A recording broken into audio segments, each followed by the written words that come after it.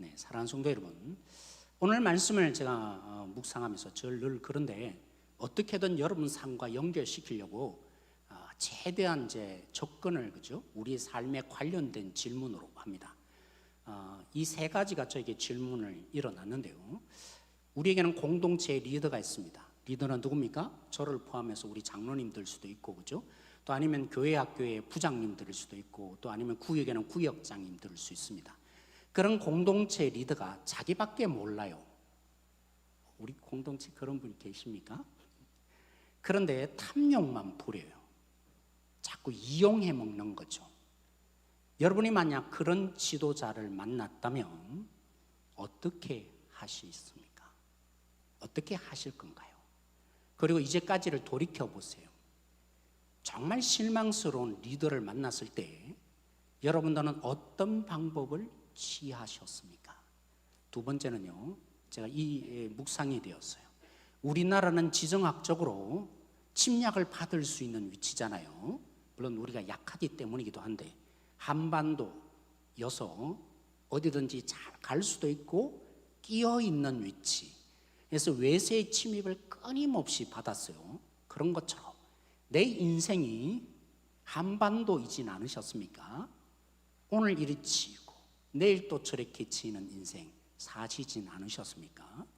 혹시 정말 하나님 마음으로 낮아지며 섬겨 주었는데 함부로 대할 때 약자인 줄 알고 당연히 저렇게 섬기는 거야. 너무나 낮춰서 볼 때, 세상에는 소리가 커야 돼요.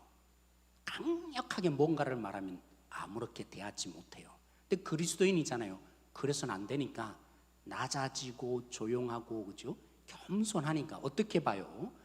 성경적인 실력이 없는 자는 아주 낮춰보더라는 겁니다. 어떤 마음이 듭니까? 보자기로 보이나, 이런 마음이 들 때, 이리 치고 저리 칠 때 여러분들은 어떻게 행동하셨습니까? 높이시기도 하시고 낮추시는 하나님에 대해서 오늘 말씀은 또 다른 각도에서 우리에게 보여주고 있는데, 여러분들이 치임을 당할 때 어떻게 행동하셨냐고요? 여러분, 제가 초등학교 교과서가 생각나는데 마지막 엄마가 죽기 전에 아들아, 날 강가에 묻어줘 라고 했습니다. 근데 그 아들이 이 엄마의 의도를 모르고 강에 진짜 묻었어요. 엄마는 산에 사실은 묻히고 싶었어요. 그런데 아시잖아요, 성개구리였어. 늘 반대로 하니까 날 산에 묻어달라고 하면 마지막에도 뭐 할 것 같은 거예요? 강에 묻어줄 것 같은 거예요. 그래서 강에 묻어달라고 하면 산에 묻어주지 않을까. 그래서 강에 묻어달라고 했는데 최초로 처음 말 그대로만 해서 강에 묻어준 결과, 그 청개구리가 비가 오면 개굴 하면서 이 무덤이 사라질까 울었다. 여러분, 그런 들어보셨어요? 네. 우리의 인생이 청개구리는 아닌다 할지라도 우리는 종종 후회합니다. 옛날에 들을 걸, 그렇죠? 옛날에 우리 부모님 말씀이 맞았는데, 지도자의 말이 맞았는데, 나아가서는 하나님의 말씀이 맞았는데, 그런 후회감이 없던가요? 이 세 가지가 얼마나 한꺼번에 닥친 인생이었는지 오늘 본문이 그렇게 시작되는 상황, 아니 더한 상황, 이 세 가지보다도 더 처참한 상황이 오늘 본문에 펼쳐지고 있는 것입니다. 사무엘은 직업적으로 어떤 사람입니까? 한나가 기도해서 나와서 하나님의 마음을 그래서 전달하는 첫 번째는 선지자입니다. 근데 오늘 본문에는 선지자보다도 어떤 측면을 얘기하려고 하냐면 이 사건 때문인 거예요. 사무엘은 어떤 사람입니까? 마지막 사사였습니다. 아니, 아들이 있으니까 마지막 사사라 하기는 그러네요. 이 사사가 결국에는 나이가 너무 들어버렸어요. 그래서 저 멀리까지 가서 판결, 사사는 구원자로 여러분들이 흔히 아는데 원래의 뜻은요, 판결한다라는 뜻을 가지고 있는 사람이에요. 그래서 뭐가 옳은지 그런지 하나님의 뜻은 이런 것으로 옳습니다 라고 판결해 주는 일들을 사무엘이 해야 되는데, 사무엘이 나이가 너무 너무 들어서 최고의 끝, 이스라엘의 최고 남단이 어디입니까? 어딜까요? 그래서 성경에 보면 단과 어디라고 하죠? 브엘세바라는 단어가 여러분 종종 나타날 겁니다. 그러면 브엘세바는 어디라는 거예요?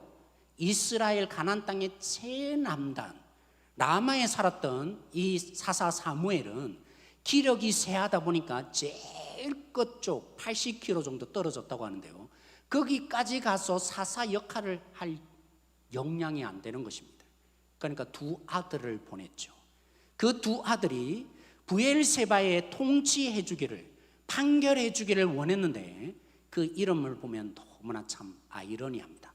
여러분, 장남의 이름은 뭐냐면 요엘입니다. 이름이 뭐라고요? 요엘. 요엘이라는 이름의 뜻은 여호와는 하나님이시다. 와, 사무엘이 이런 마음 품었군요.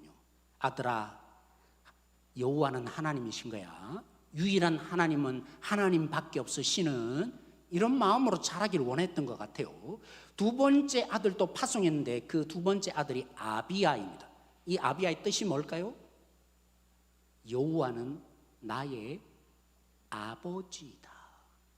그런 마음으로 이 아이들이 자라고 역사해 주기를 바랐습니다. 이 이름대로 그들이 통치했습니까? 판결했습니까? 오늘 본문에 나타난 것처럼 그들은 브엘세바에서 뇌물만 주면 판결을 바꾸는 것입니다. 자기 마음에 드는 대로 사람이 행동하면 더 잘 봐주는 사람, 이런과는 완전히 딴판인 지도자가 되어버립니다. 사무엘도 나이가 늙었고 기력도 쇠하고 두 아들도 제대로 통치하지 못하는 이 상황에 이스라엘 백성들이 뭐였습니까? 왕 주세요 한 것입니다. 오늘 이 사건이 그래서 시작된 거죠. 그래서 사무엘이 하나님께 가서 틀렸다고 생각하니까 하나님께 일을 고했어요. 하나님이 말씀하셨죠. 사무엘아, 너를 버린 게 아니라 누구를 버렸다고요? 나를 버렸다. 너를 버린 것이 아니라는 속에서 우리는 힌트를 얻을 수 있습니다. 사무엘이 어떤 마음을 들었을까요? 이들이 날 버렸네. 야, 이들이 어떻게 하나님의 뜻을 거스르는 행동하나, 이런 마음도 있었겠지만 이들의 요구가 뭐라고 느껴졌어요?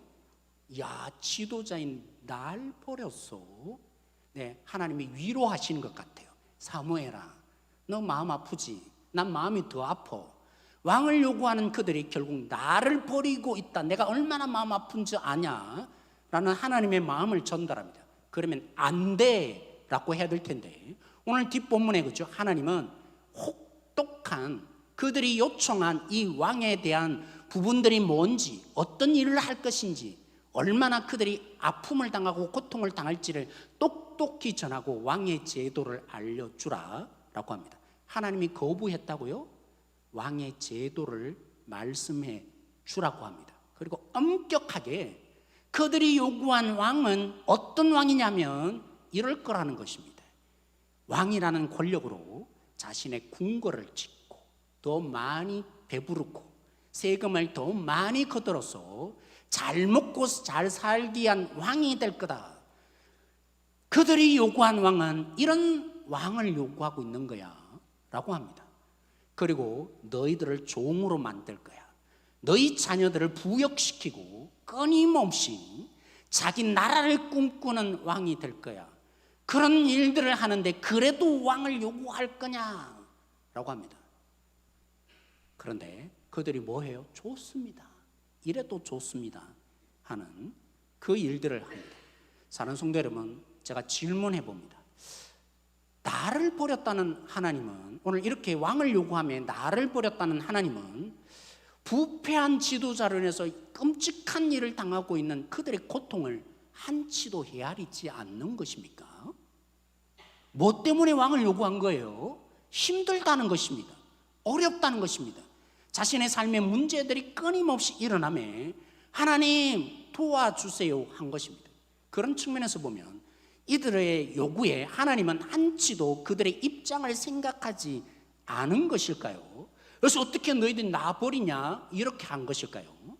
여러분, 저기 침묵 배울 때마다 하나님은 사사라는 제도를 통해서 구출해내셨습니다. 늘 그죠? 땜방인 거죠. 사사가 어떻게 보면 구원자라는 입장에서.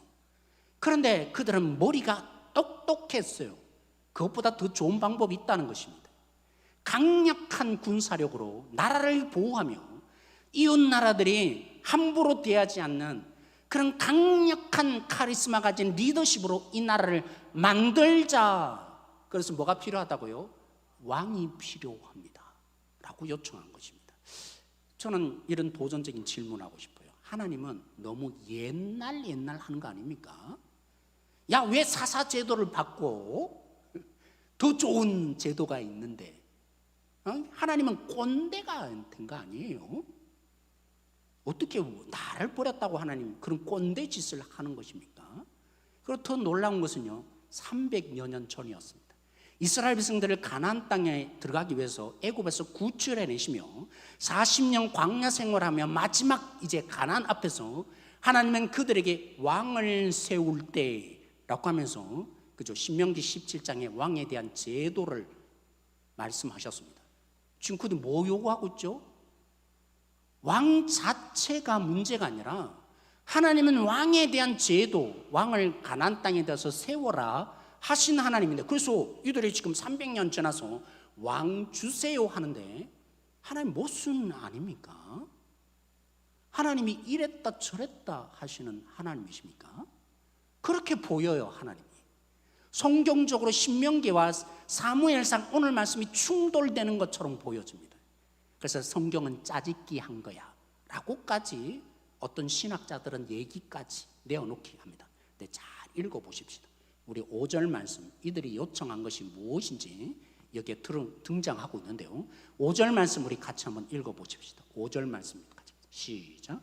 그에게 이르되 보소서, 당신은 늙고 당신의 아들들은 당신의 행위를 따르지 아니하니 모든 나라와 같이 우리에게 왕을 세워 우리를 다스리게 하소서한지라.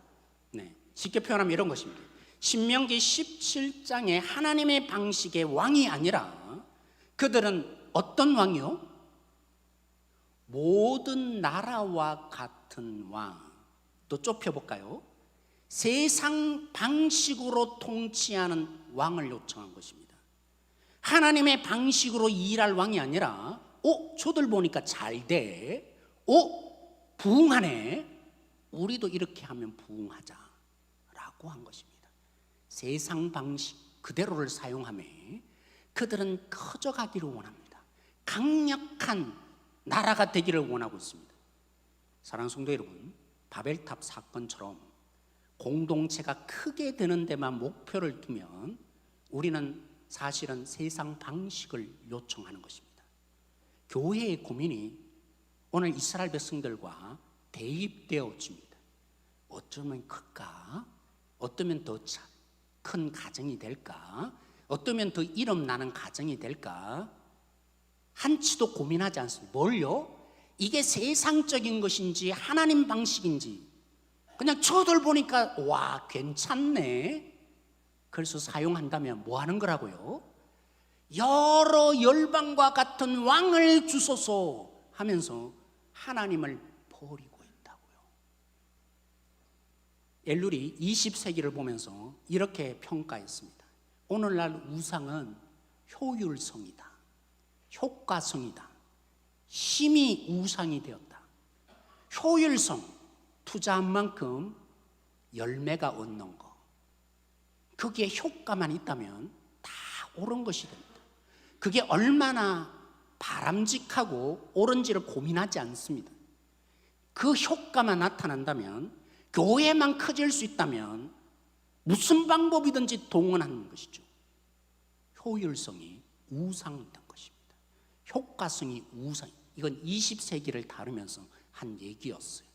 20세기를 주름 잡고 있는 우상이 있는데 효율성이다, 효과성이다, 이게 얼마나 정당하고 다른 사람에게 어떤 영향을 줄지 한치도 고민하지 않고 자동차를 왜 개발합니까?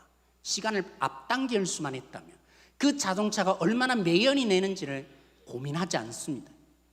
병을 고칠 수만 있다면 그 효율성으로 모든 일을 과학적으로 다 합니다.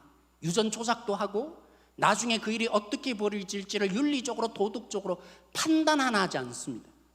하나님이 그들 속에 없는 세상, 이게 교회 안에도 끔찍하게 들어올 수 있다는 것입니다. 뭐 하면요, 바벨탑을 쌓으려고 하면, 커져가는 데만 목표를 둔다면 얼마나 우리 교회가 이름을 낼 건가, 우리 가정이 얼마나 유명해질 건가, 내 자녀가 1등이 될 건가, 거기에 한다면 우리도 모르는 사이에 고민하지 않고 그들의 방식, 1등이 될 수 있는 방식, 영향을 끼칠 수 있는 방식, 그 방식을 차용함으로 열방과 같은 왕을 주세요 하는 그 모습이 다르지 않더라는 것입니다.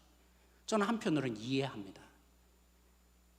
교회 안에 말씀을 모르니까, 하나님이 뭘 원하는지 고민이 없으니까 열심과 최선만 하시는 분들이 가끔 있으세요. 교회를 사랑함이 있고 또 교회를 살려보고 싶은 마음들이 있는데 위험해요. 어떤 부분이요? 하나님 없는 열심, 우리 교회를 커져가는 데만 관심을 두는 것은 바벨탑을 쌓는 것입니다. 하나님의 왕 되심을 거부하고 세상의 왕을 만들어 보겠다는, 세상의 단체를 교회로 만들어 보겠다는 하나님을 거부하는 행위가 될 수 있음을 심각하게 떠올리셔야 합니다. 하나님이 그죠? 그런데 이스라엘 백성들을 허용하시잖아요. 그래, 왕해라. 그들의 요청을 들어주세요. 그 결과 어떤 일이 발생했나요?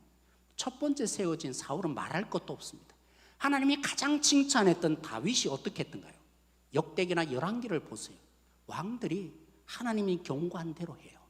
권력을 가지고 자기 꼰대 부리고 내 마음에 맞는 자만을 좋아하고 그 일들이, 그래서 혹독하게 백성들이 고난을 당해요. 다윗도 보세요. 뭘 했어요? 자기 눈에 들어오는 여인. 왜 어떻게 데려올 수 있었겠어요?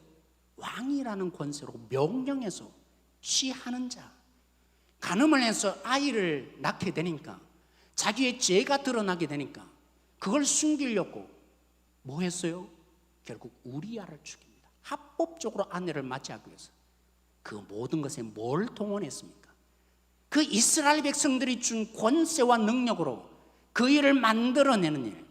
그래서 봐라, 너 이 꼴을 당하는 거야. 하나님의 왕되심을 버리면 이런 열매를 얻는 거야. 그런 의도는 하나님이 아닙니다. 또 한편 그죠? 말해도 안 들어요. 청개구리처럼. 마지막에 가서 후회하고 후회하니까. 겪어보고 나서야 둘째 아들 예수님이 말씀하신 것처럼, 야, 떠나지 마. 안 떠나지 않아요. 내가 처참하게 당할 때까지는, 와, 하나님밖에 없네, 이 사실을 깨닫지 못하는 인생, 이 완악한 마음 때문에 하나님이 왕을 주신 걸까요? 저는 그것만이 아니라고 봐요. 여기에 복음이 들어있습니다. 하나님이 그들에게 허용하신 복음이 들어있다고요. 그들은 하나님을 버린 결과 권력을 휘두르는 왕들에 의해서 고통의 열매를 끊임없이 먹고 사는 이스라엘의 역사가 되었습니다. 그렇다면 하나님은 우리를 버리지 않기 위해서 그 아들 예수를 버리셨습니다. 인간은 하나님을 버렸는데 하나님은 끝까지 우리를 버리지 않기 위해서 자신의 아들 예수님을 버리셨습니다. 왜 버리셨습니까? 하나님의 뜻대로 십자가의 그 계획대로 온전히 순종해서 하나님께 버림받는 그 자리까지 순종함으로 예수님의 순종이 내 순종이 되기 위해서입니다. 그런 분들이 계세요. 열심과 최선으로 하나님의 법 하나하나 다 지키면 의인이 될 줄 아시는 분, 그럴 수 있나요?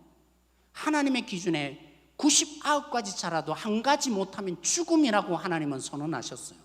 우리가 아무리 잘해봐도 우리에게 놓인 것은 죽음밖에 없어요.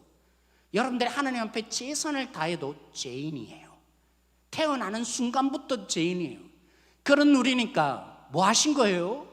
그 아들을 버리셔서 우리를 버리지 않기 위해서 예수님의 그 십자가의 대가 지불이 내가 죄에 대한 대가 지불로 만들기 위해서 하나님은 우리를 버리지 않기 위해서 그 아들 예수님을 버리셨는데 그것으로 끝장났나요? 그 옳은 일을 한 예수님을 부활시키셨어요. 부활의 의미는 이런 거예요. 너 진짜 옳은 일을 했네. 의인인 사람을 그냥 죽음에 내버려두면 하나님은 불의해지세요. 그래서 하나님이 부활시키셨죠. 그래서 예수님은 인정하든지 인정하지 않든지 이제 하나님의 이름을 얻고 이 땅을 통치하세요. 그게 주님이라는 의미예요. 어떤 분들은 여전히 주님 안 부르시겠지만 세상을 통치하시는 분은 하나님이 이 땅에 마지막 심판을 하실 그날까지 하나님 대신에 이 땅을 통치하시는 주님 있어요. 만약 여러분들이 왕이신 그 주님, 부활하신 주님을 여러분의 인생에 만약 초대해서 믿는다면 놀라운 복음의 능력이 나타나는 거 아세요? 우리 모두는 죽을까 봐 두려워요. 그죠? 더더욱 오늘 이 세상은 한 가지만 틀려도 100가지 잘못했다는 세상. 얼마나 많은 평가가 일어납니까?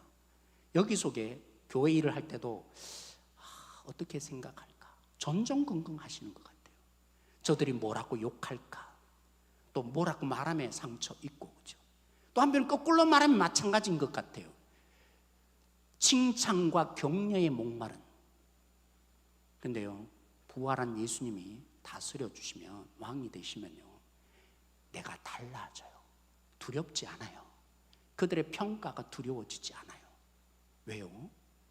내가 예수님에 의해서 새롭게 빚어지거든요. 최고의 존재 가치를 알게 돼요.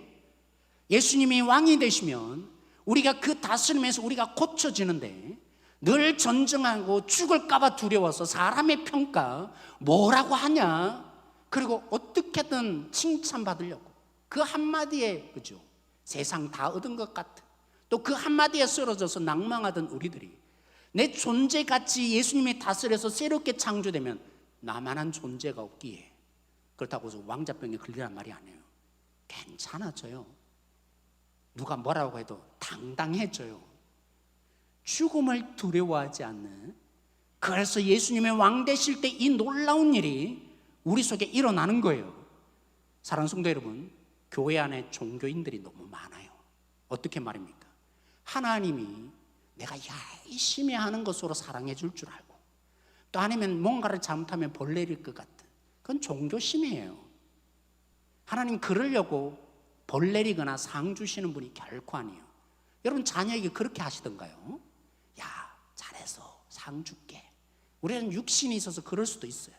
진짜 부모는 그렇게 대하지 않아요.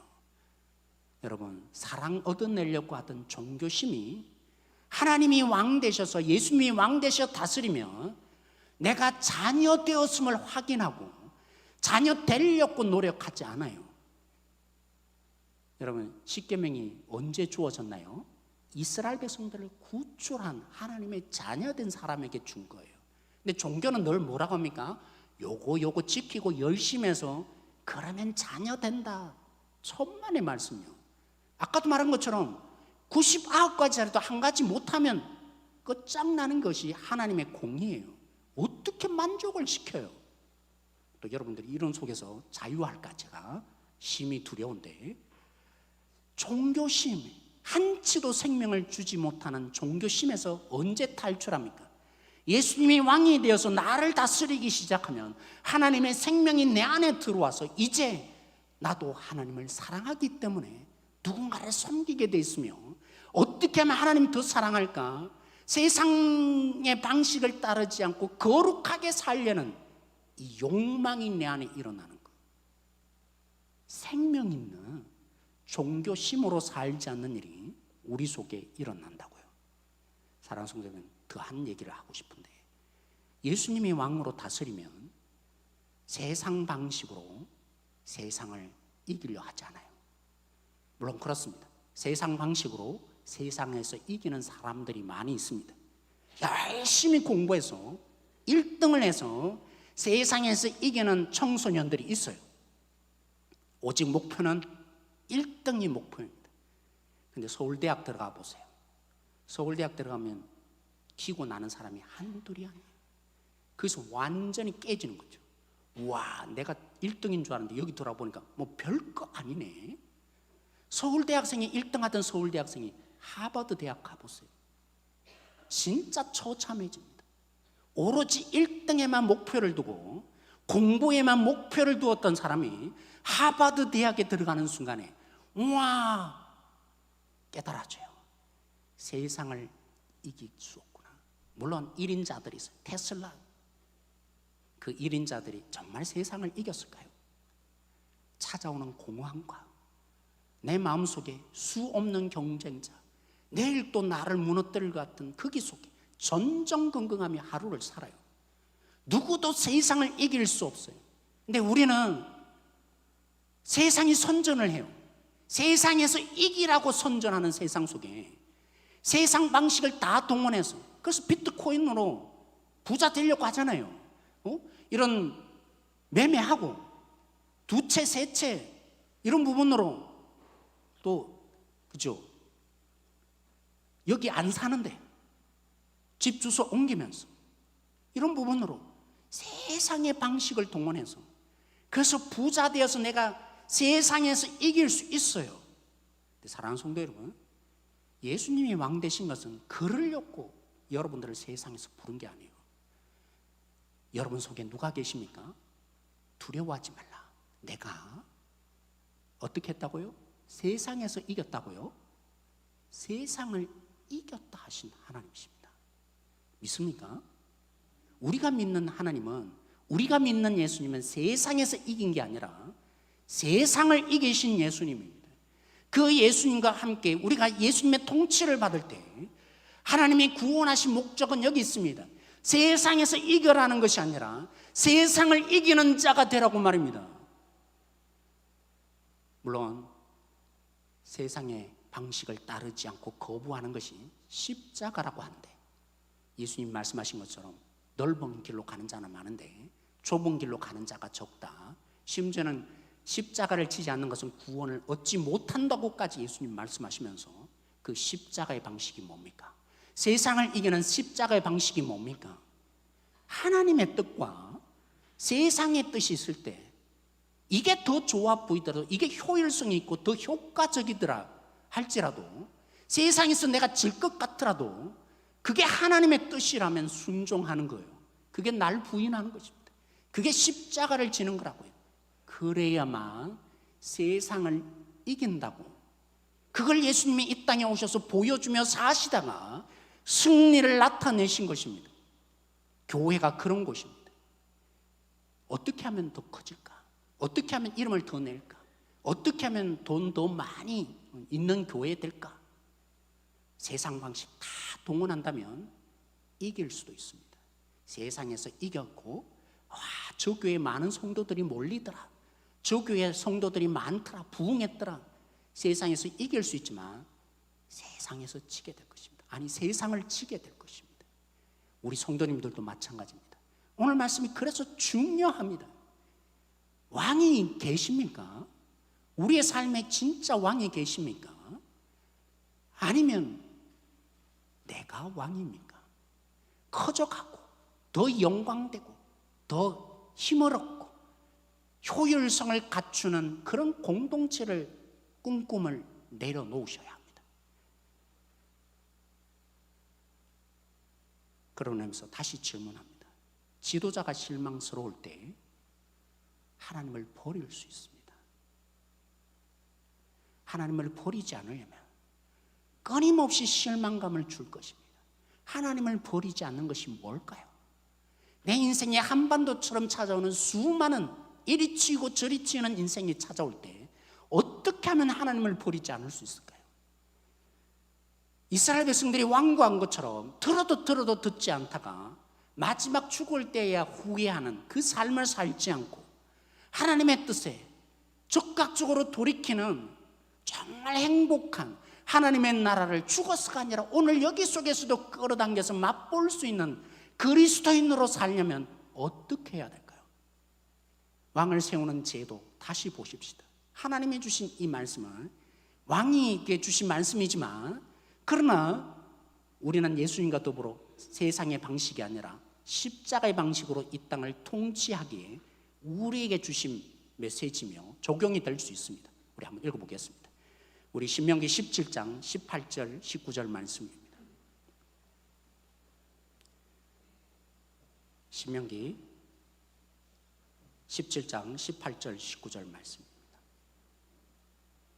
같이 읽겠습니다. 시작. 그가 왕위에 오르거든 이 율법서의 등사본을 레위 사람 제사장 앞에서 책에 기록하여 평생에 자기 옆에 두고 읽어 그의 하나님 여호와 경외하기를 배우며 이 율법의 모든 말과 이 규례를 지켜 행할 것이라. 자막상 제가 앞부분을 실지 못했어요. 그 앞부분에 왕은 조심해야 된다. 이 세 가지를 많이 가지지 말라. 조심하라고 한다. 첫 번째는 뭘까요? 첫 번째는 병마를 많이 가지지 말래요. 병마 아시잖아요. 병거 그리고 수레 이렇게 돼 있는. 그 당시에 최고 신신 무기가 병마였습니다. 군사력이죠. 힘이죠. 권력이죠. 그거 많이 가지면 안 돼 라고 하나님 말씀하십니다. 두 번째는요, 안에 많이 가지지 말래요. 그 당시의 상황이 그러니까 우리는 일부 일처제지만 그 당시 대체로 이제 이 부분들이 적용 안 되고 그냥 안에 둘셋 가지는 가정도 많았어요. 하나님께서는 그런 제약 속에서 한번 허용하시며 말씀하는 건데, 그죠? 그 대표적인 사람이 누구예요? 안에 많이 가지지 말라고 했는데 지혜 있다는 솔로몬이 가장 많은 안에 데리고 있었어요. 왜 그랬을까요? 주변의 적들, 화친함에 공주를, 그죠? 결혼하면 적들이 이제 같은 동지가 됩니다. 그래서 평안함을 누리죠. 그러지 마. 정치 쓰지 마. 어떻게든 좋은 게 좋은 것입니다. 이렇게 하십시다. 사람 마음 혹하게 해서.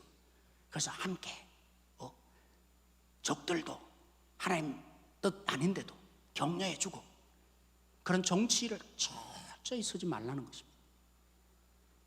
그런 평화 만들지 말라고 하나님 하십니다. 세 번째는요, 은금. 돈 아시잖아요. 이미 오래전부터 하나님은 꿰뚫어 보면 말씀하셨어요.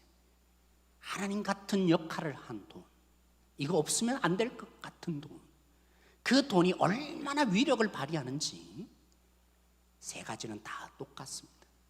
하나님 위치를 차지하며 왕의 입장에서 볼 때 하나님을 잊게 만들며 하나님을 의지하지 않게 만들며 하나님 없이도 통치하는, 뭐 하나님 그렇게 필요해. 내가 다 할 수 있잖아. 나 군마가 많은데, 정치력 충분히 내 식구들이 있는데, 돈으로 다 해결할 수 있는데 하나님 필요 없어. 이렇게 만드는 최고의 당시의 유혹들이 그것들이었던 것입니다. 거꾸로 긍정적으로 말하면요, 하나님을 목숨 걸고 의지하라는 것입니다. 누가요? 왕이 목숨 걸고 하나님을 의지해야 되는데, 네 권력이 되지 않기 위해서는, 백성들을 네 힘으로 누르지 않기 위해서는, 세상의 방식을 동원하지 않기 위해서는 하나님만 의지해야 된다는 것입니다. 이 크게 하는데 저 방법이 좋겠네. 세상 방식을 어떻게든 동원하게 되어 있는데 그 방식을 사용하지 않으면 하나님을 의지해야 되는데, 그래서 오늘 말씀에 우리가 읽었던 말씀 말합니다. 그러려면 말씀 좀 읽어. 제가 너무 부정적으로 말했네요.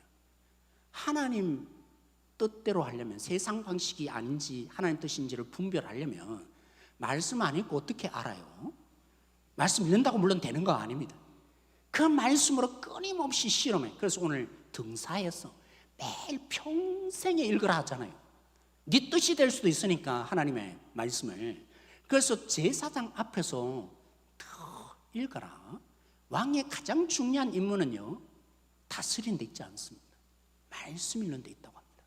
그래서 하나님 경외함을 배워라. 하나님이 최고임을 배워라. 하나님이 우선순위임을 배워라.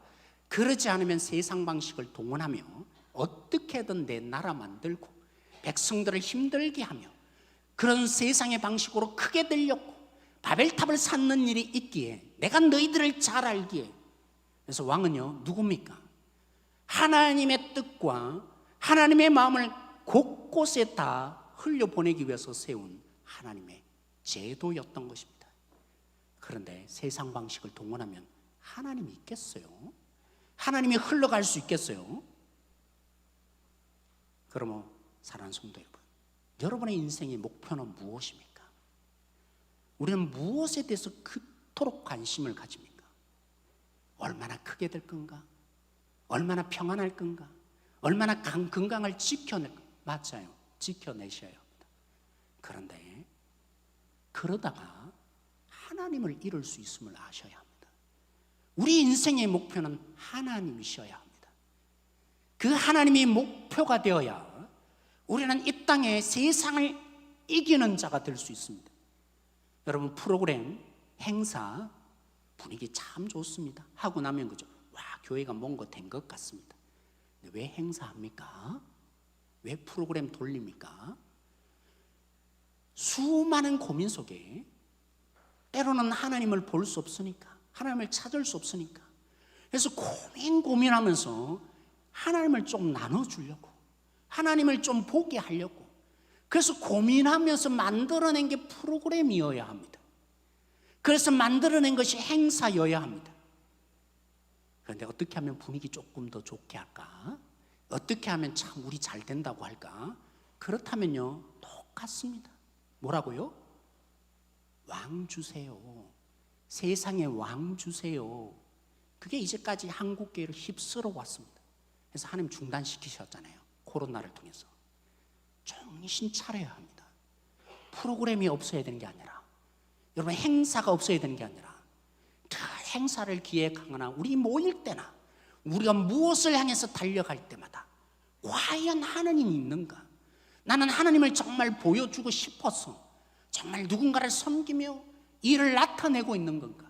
왜 우리는 이 프로그램을 하고 있는 건가? 어떻게 하면 교회 한 번 더 커져보자. 바벨탑을 쌓고 있는 것은 과연 아닌가? 하나님이 없는 그 모든 것들은 하나님을 버리는 것입니다. 또 반대로 제가 얘기해 보겠습니다.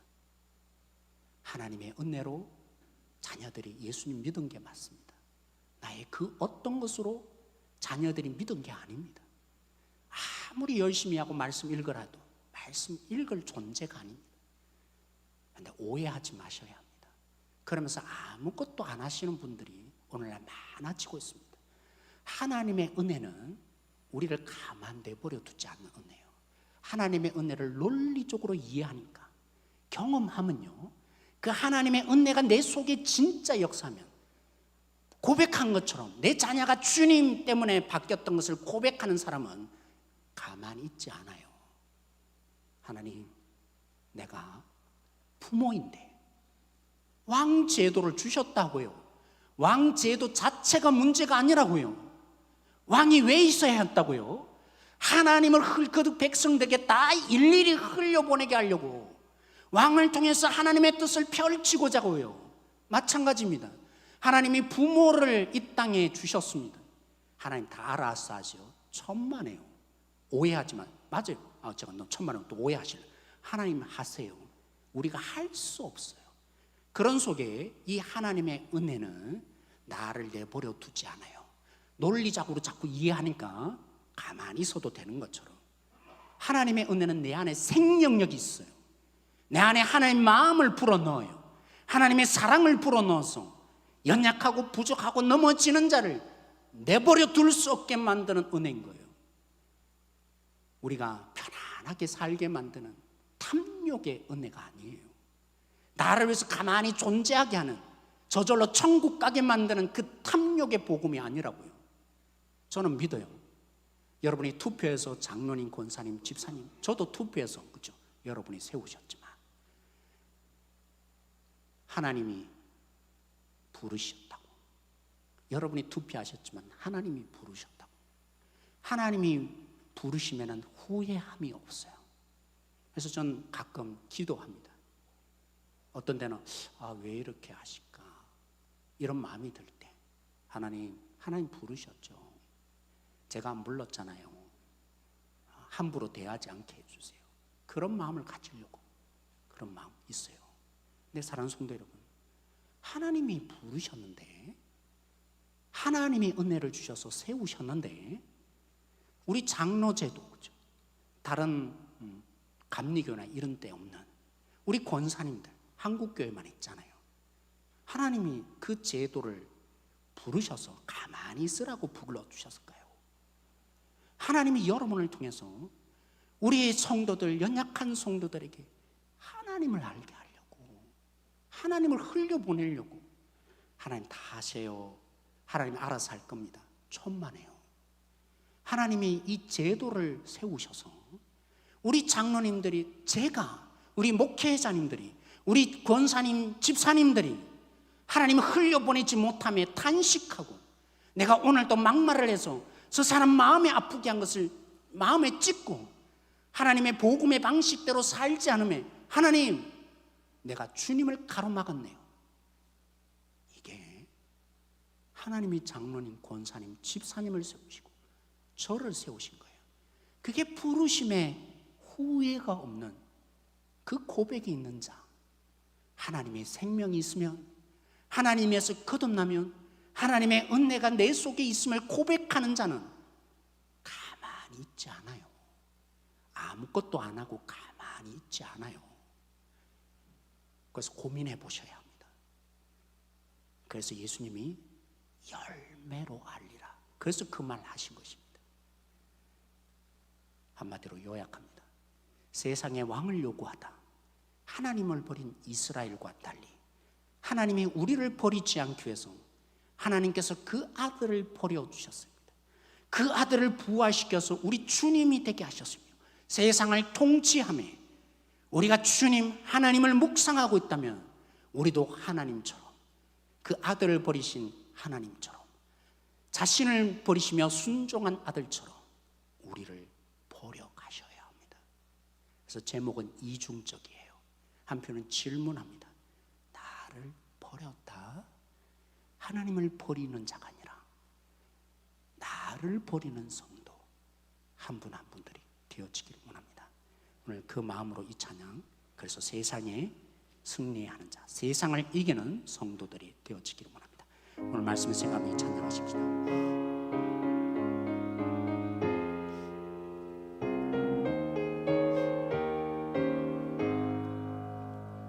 고난 내 영혼 편히 쉴 곳과 풍랑이 일어도 안전한 포구, 폭풍까지도 다스리시는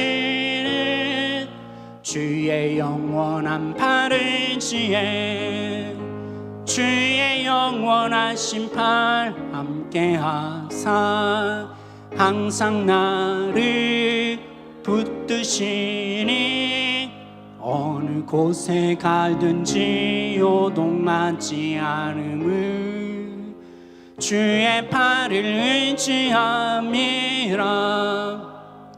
세상 친구들 나를 버려도 예수를 함께 동행함으로 주의 은혜가 충만하리니 주의 영원한 팔을 지혜, 주의 영원한 심판 함께하사 항상 나를 붙드시니 어느 곳에 가든지 요동하지 않음을 주의 팔을 의지함이라.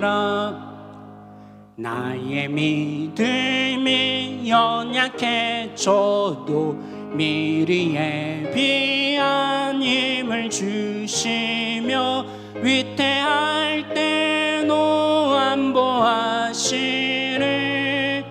주의 영원한 팔을 지혜, 주의 영원한 심판 함께하사 항상 나를 붙드시니 어느 곳에 가든지 요동하지 않음을 주의 팔을 의지함이라. 능치 못한 것 주께 없으니 나의 인생을 주께 맡기며 나의 모든 짐 대신 지시는 주의 영원한 팔을 지혜, 주의 영원한 심판 함께하사 항상 나를 붙드시니 어느 곳에 가든지 요동하지 않음을 주의 팔을 의지하며 우리 함께 기도하십시다. 오늘 말씀에 우리 각자에게 적용되는 메시지로 기도하십시다. 왕이신 주님으로 인해서 내가 버려지기를 기도하십시다. 특별히 우리 당회원들 토요일 성경 공부하는 이유는 다른 데 있지 않습니다.